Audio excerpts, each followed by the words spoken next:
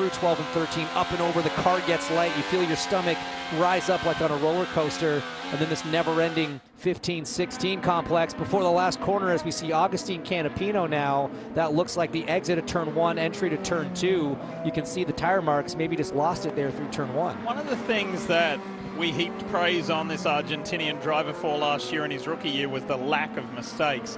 It was a pretty scrappy Long Beach Grand Prix for Agustín, and here he's brought out the red, and this is what happened.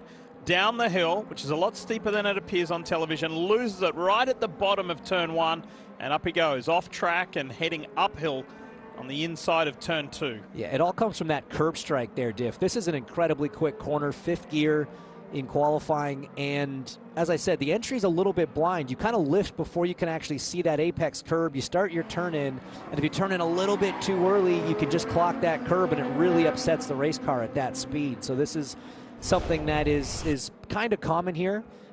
In the past, they've actually had a bright orange bollard that would stick up from the apex high enough that down the front straight, the driver could at least get a sense of where it was. I don't see that on the track now. They used to have one down in this 8-9 section as well.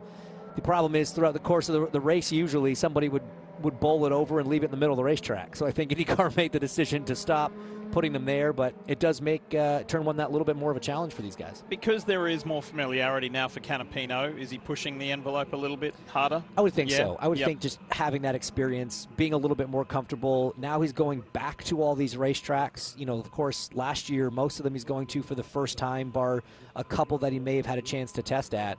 So yeah, you show up with a little higher degree of confidence, and we saw a great performance out of him in Long Beach, you know, qualifying just a few hundredths shy of his teammate. Ultimately, that lap was deleted for a yellow flag infraction, I believe.